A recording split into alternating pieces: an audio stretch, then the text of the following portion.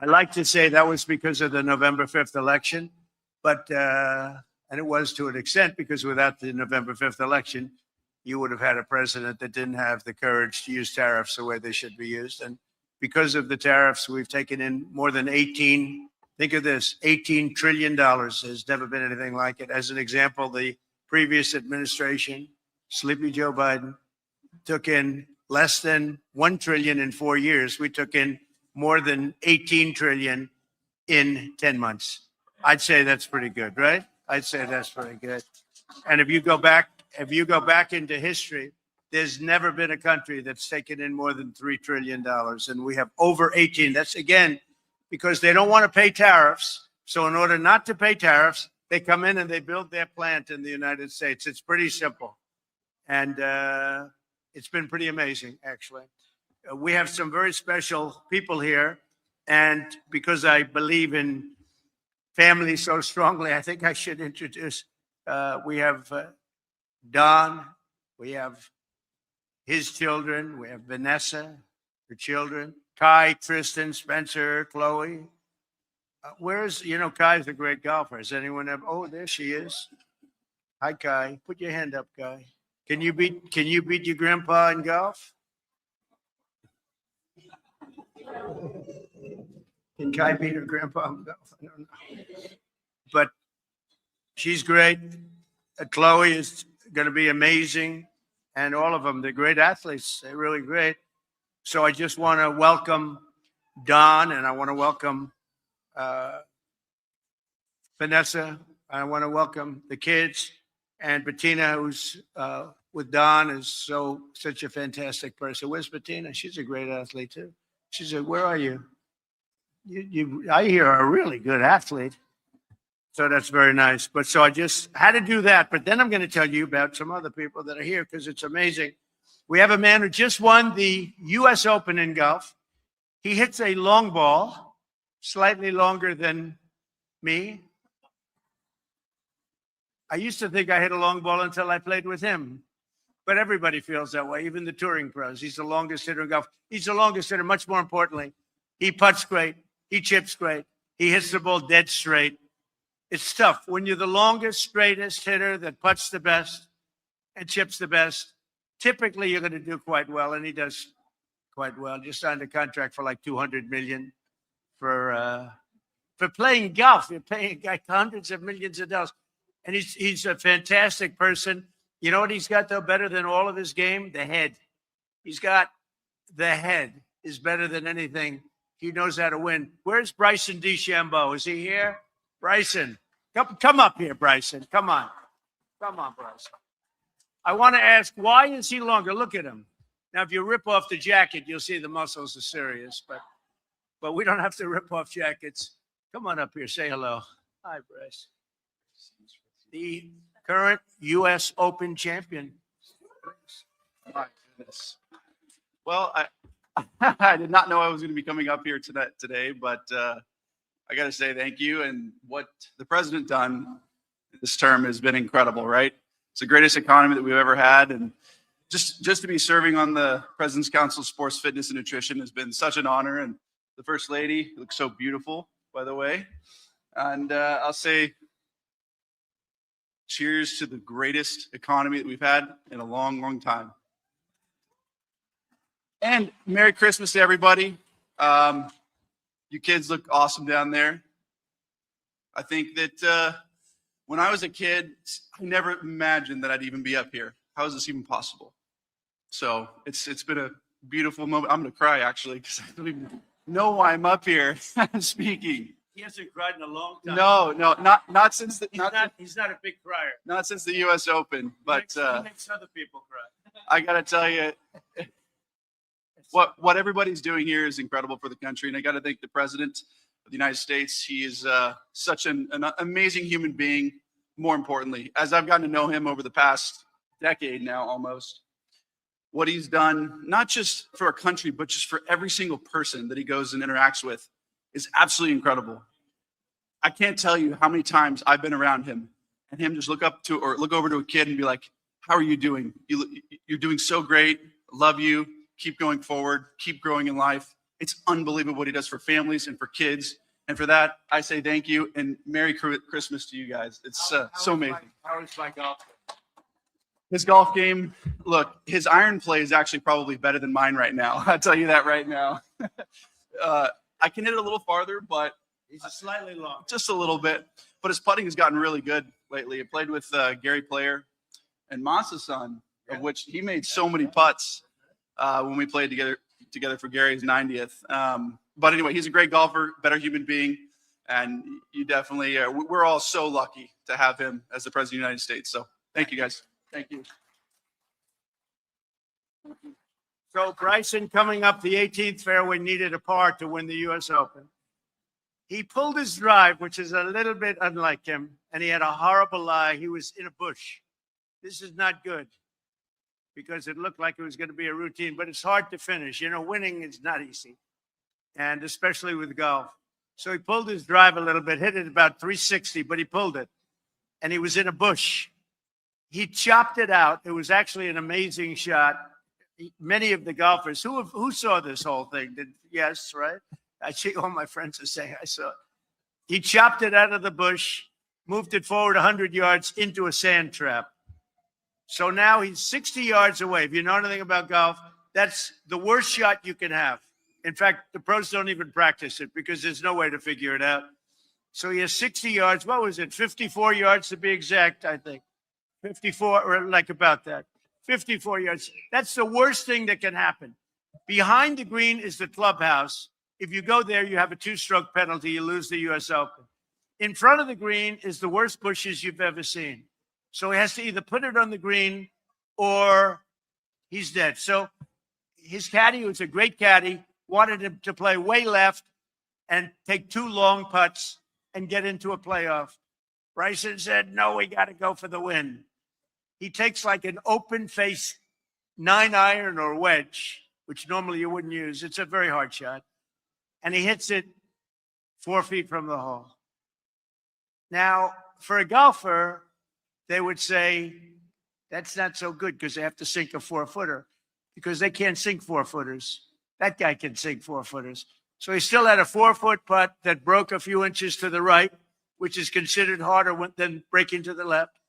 He stood over the ball, hit it, went into the hole. He wins the US Open. So that's called a champion's heart. So it's great to have you. You're a great champion. You won a lot of golf, US Amateur, a lot of tournaments. And you know, you're just the beginning of your great, you know, your age is where they really become great. 31, 32 years old. That's when, if you look statistically, they do the best from 31, 32 to 40, except for VJ. VJ won all of his tournaments from 40 to 50. VJ is the one unique player, right? He became great at 40, but you're at the exact perfect age. So great. You're a great champion. Thank you. It's great that you're here. Maybe I'll take a chipping lesson from him. He's a good. So I also want to thank Casey. I want to thank you for being here. James Blair, I want to thank you. Where's James? What a job he's done. You have your beautiful family, James? This guy is so good. You know, I wasn't sure. He was very quiet, and I kept hearing he's very quiet. But I'd hear from other people he's a total political genius, but I didn't say it because he was always, I don't know what it was. Maybe he was intimidated by the office of the president. But I heard he was like this brilliant guy. I'm telling you, sir. And then they gave him a very high position. I said, he's so quiet. They said, he's not quiet, sir. Maybe he's quiet around you. He's not quiet. And that was 2 years ago. And you know what? He's not quiet. He's incredible. The job you've done. Thank you, James. Great. Is the other James there? Because you have 2 Jameses. They're both great. So I used to call him Big James and Little James. But the problem is he's not little at all. And I don't think people like being called Little James. But I meant it very affectionately. But Big James is like 6'7", and he weighs like 320. So he's big compared to almost anybody. So then I said, okay, I'll change it. I'll call him Big James, and I'll call him Brilliant James. But that's a real slight on Big James now. So I just keep calling him James, whoever comes. But you've done a great job, and I appreciate it. I know you're working on that situation for appointments, and that'll be great. Pull that off. Naomi, thank you very much from Bedminster. Naomi is here. She does a fantastic job, and I want to thank you. I want to thank Erin Elmore. Is Erin here? Come here, Erin. She's marrying the most powerful man in the administration. She's getting married to the great Dan Scavino. Is Dan here or is he working? He's stupid. Come on up here, Erin. You think Dan has bad taste? You won't believe this. Mickey Gallagher, another great golfer, is here. He's a head pro at Bedminster, and come on up here, Erin. You know the First Lady? Want to say a couple of words? Sure. She's a great hostess. She hosts professionally everything, and she's the best. But now she's probably gonna, let's see, is she gonna choke? No. Is she gonna be the opposite of Bryson? Go ahead, say a couple. Great. Thank you, Mr. President, First Lady, and to everyone, Merry Christmas. Thank you so much for having me. It's an absolute honor. I got to fly here today with Vanessa and all of the kids, and you just have such a wonderful family. Everyone is amazing and polite and smart and athletic and talented. So you guys have done a truly amazing job, and it's a testament to your family. And I think this party is really special because my son is here, my sister is here, and the holidays and Christmas are truly about family. And thank God that we have a president and a first lady who puts our families first, who puts America first. And that's why we get to have this special, amazing, beautiful Christmas season the way that it is. And I thank God every day that President Trump won November 5th of last year. And I think we keep making America great again for all of these people here today, our children, our families. So thank you so much for having me. And thank you, President, First Lady. Great. Now you know what I'm talking about. You did a good job. I don't know, Scavino's great, but without that big power, do you think that she would have been interested in him? James, I don't know. I think the power is the thing that did it, right? He's a great guy. You got a great guy, the best. He's a handsome guy, right? Look at her. She's defending him. Thank you. Erin, thank you very much. Thank you, darling. Great job. I appreciate it. So Mickey Gallagher, where's Mickey? Mickey from one of the, now he's a great player too. Probably Mickey would agree that he's not quite as good as Bryson. He's the head pro at Bedminster, one of the most respected professionals, the most, like in New Jersey, forget, he's like a king. And he's a really good golfer. But we've given up on the tour stuff, right, Mickey? We gave up. Well, when you see somebody's 100 yards longer, you say, let's go back to hiring golf pros all over the place, right? Thank you, Mickey, for being here. And he is a great golfer. Really terrific lawyer. He's been with me for a long time. I think he's got his family with him, and his family's great. Alan Garten. Where's Alan? Alan, nice to see you, Alan. Boy, are we winning cases or losing? I think we're winning. I guess we're winning because here we are, right? That's good. Well, you've done a great job. And look at that beautiful baby, huh? That boy, he's not a baby anymore, right?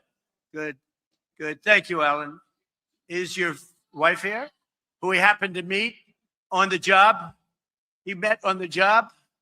You know, we're not supposed to do that stuff, but they got along very well. I said, to hell with it. We have very flexible rules in the Trump organization. I said, you know, those two seem to be two. She's a great lawyer. I don't know. She may be a better lawyer than you, Alan. I hate to say. But I noticed they came into my office and they were extraordinarily friendly, you know, like they'd walk in, two separate lawyers. And it's strange when they walk into my office and they're holding hands. You know, it's like, I said, what the hell's going on over here, right? So, Alan, I just want to thank you for doing a great job. Both of you for doing a great job. And congratulations on the family and everything. A man who's really fantastic. He started off as a speechwriter.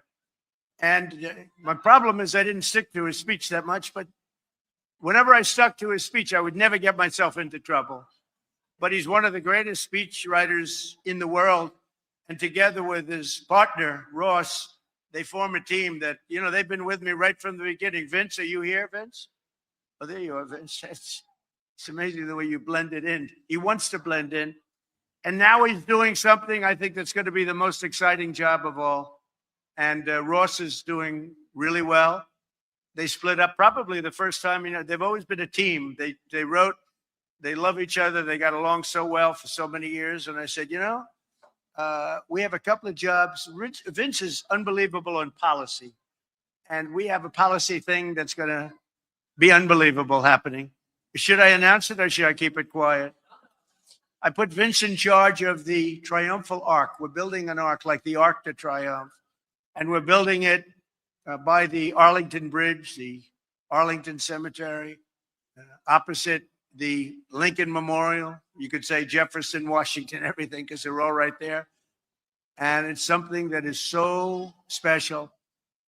It will be like the one in Paris, but to be honest with you, it blows it away in every way. And Vince came in one day and his eyes were teeming. I mean, he couldn't believe how beautiful it was. He saw it and he wanted to do that. That's your primary thing. There is nothing that can compete with that. It's the only city in the world that's of great importance that doesn't have a triumphal arch. You know what that is? And this one is going to blow them all away. The one that people know mostly is the Arc de Triomphe in Paris, France. And we're going to top it by, I think, a lot. The only thing they have is history. You know, 1860 is something I always say, the one thing you can't compete with, but eventually we'll have that history too. But we're going to have something that the likes of which has never been done before. And it's been waiting for 200 years, literally.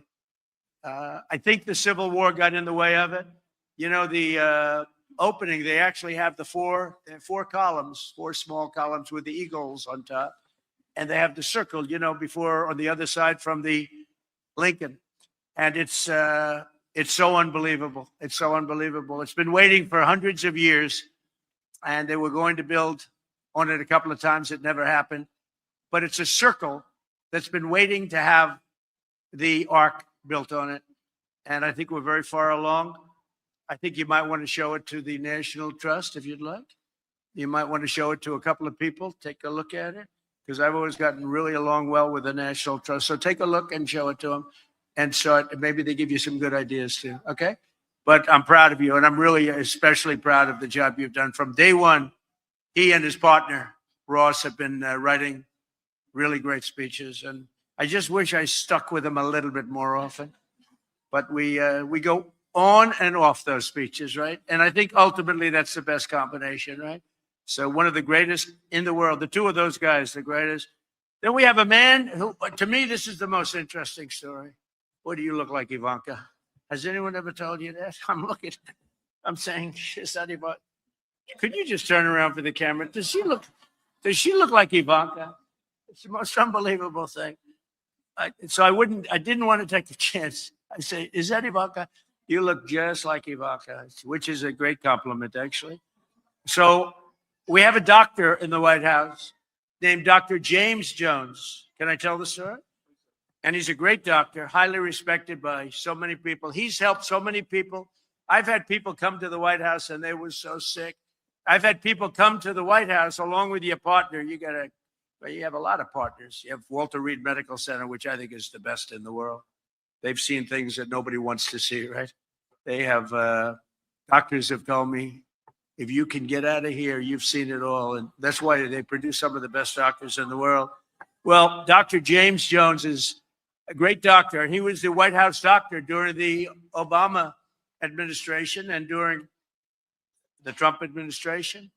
And I guess during a little bit of those two, because we had somebody else named Doc Ronnie who actually got a glimpse of Obama in there too. Is that Doc Ronnie back there? No. Doc Ronnie did all three. And he said Trump is in the best health of all. He had Bush, he had Obama, he had Trump. He didn't have Biden. He didn't have Biden. But Dr.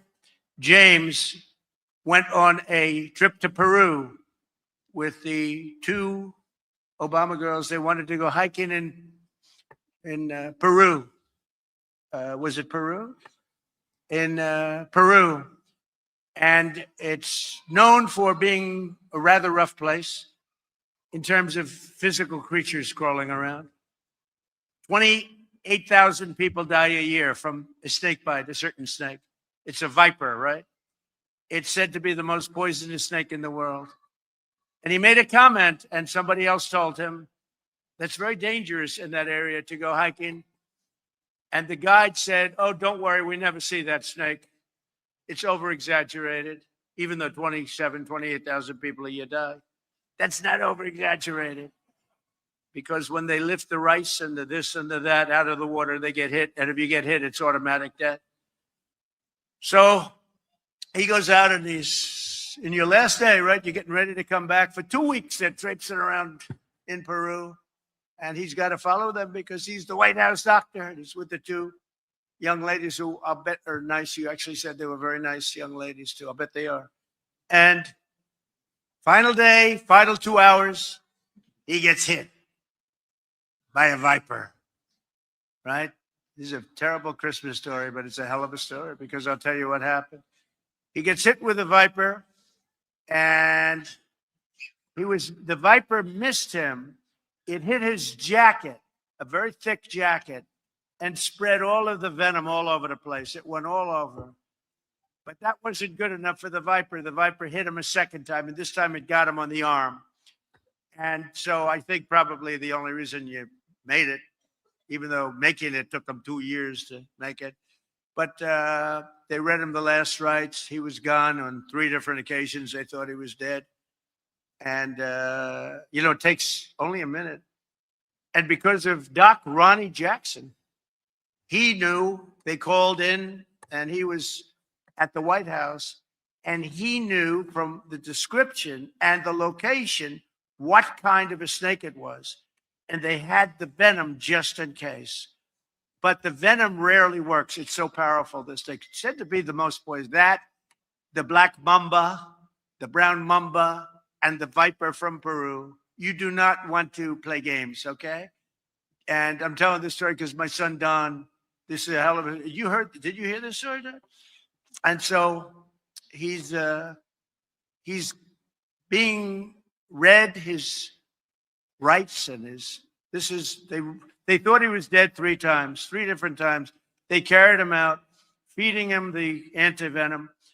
And over a period of months, he was unconscious for a long time, many weeks, and he made it. I asked him, how are you doing today? He said, is it perfect? Look how quiet everybody is. It's funny when you talk about snakes and things like that people find it interesting. Would anybody like to go to Peru and walk around the forest with the, he says, no, thank you. No, thank you. I'll say no, thank you. But this was a real, did they ever find the snake, by the way? Oh, they did find it? What did they do? Normally the environmentalists and the animal rights people would say, oh, leave it alone. It's such a wonderful. Okay, usually they say, leave it alone. It's such a wonderful. Leave the sharks alone. Don't touch the sharks. They're wonderful. I love the sharks, right? I don't feel that way, but that's okay. Just lost about 1 vote.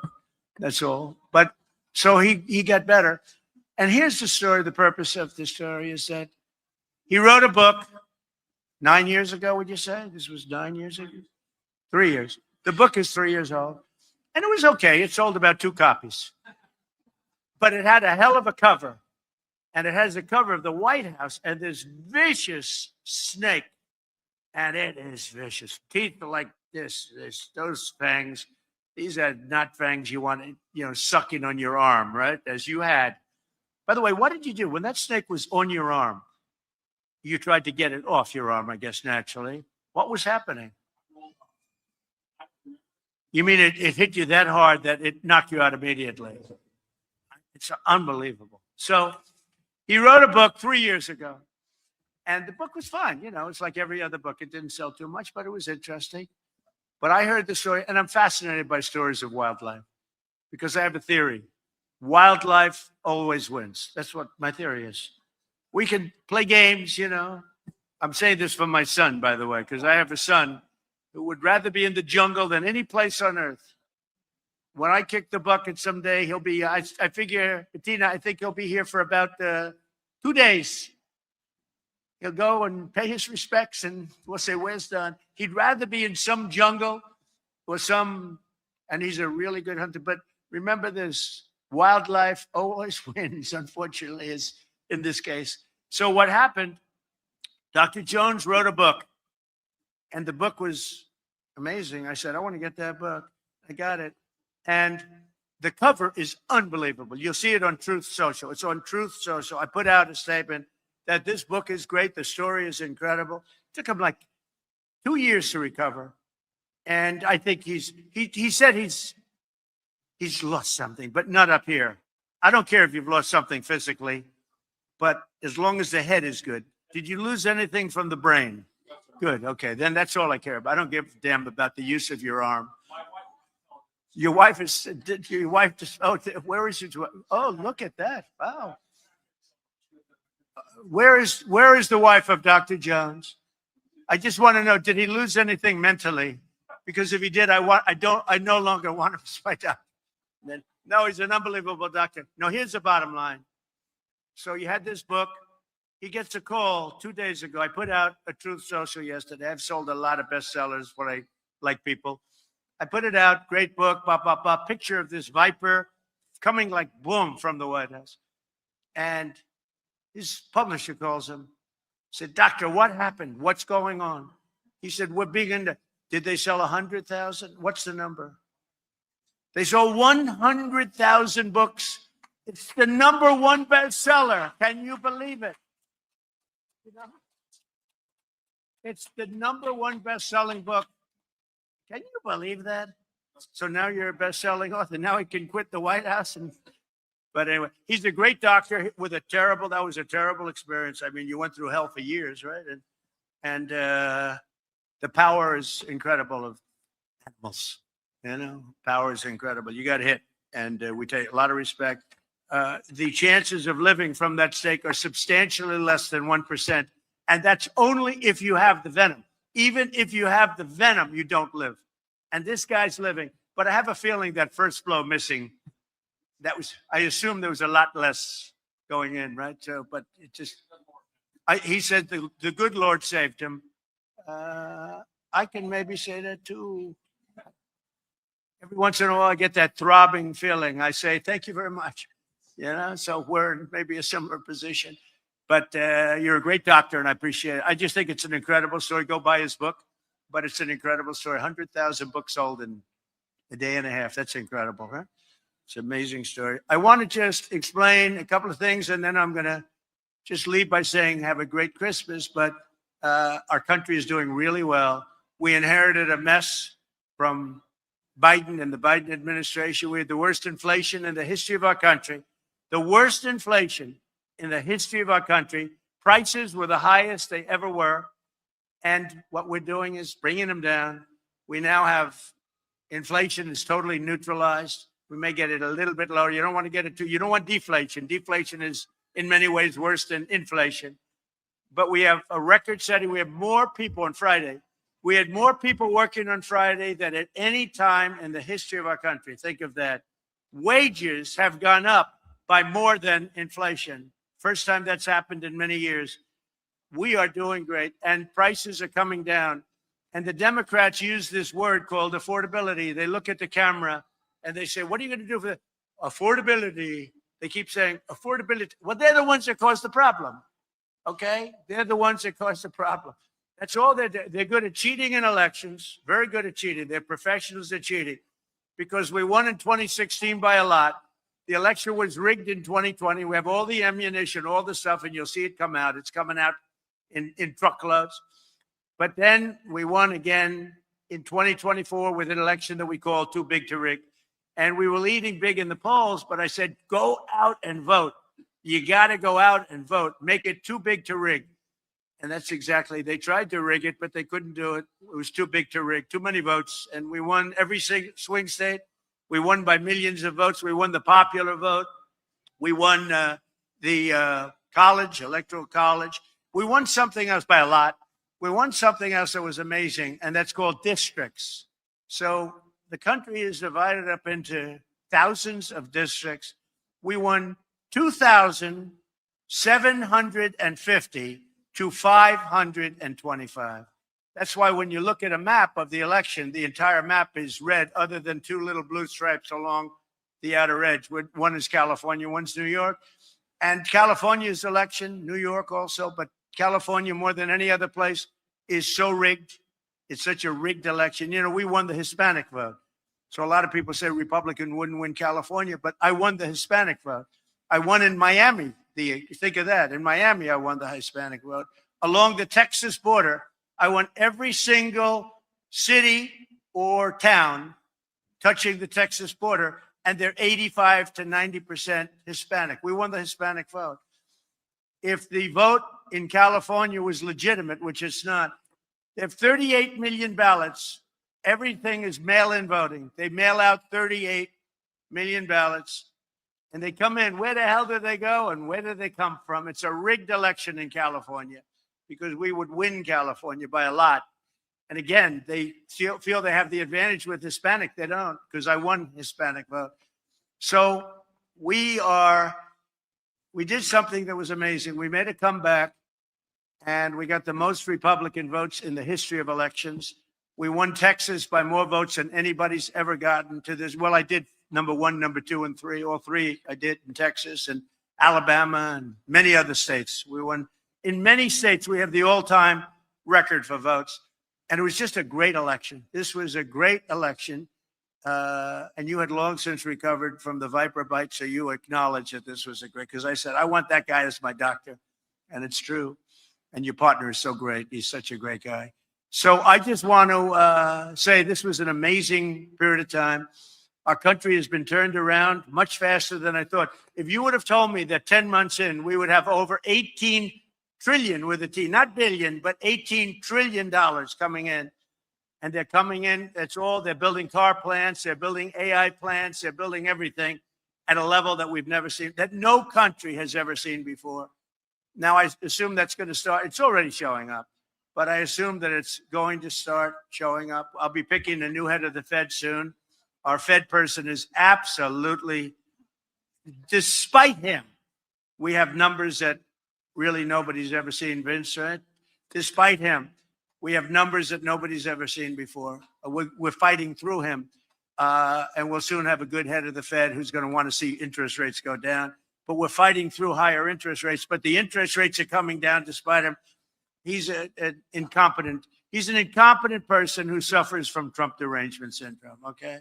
It's one of those little problems. We have many of them, but we're fighting through that stuff. And we have a country that potentially is geared to have the most incredible golden years ever. We're going to have, it's the golden age. I say it's the golden age of America. When these factories and plants open up by the thousands, Toyota just announced they're going to spend $10 billion building plants to make Toyotas. So they're coming from Germany. They're coming from Japan. They're coming from Canada.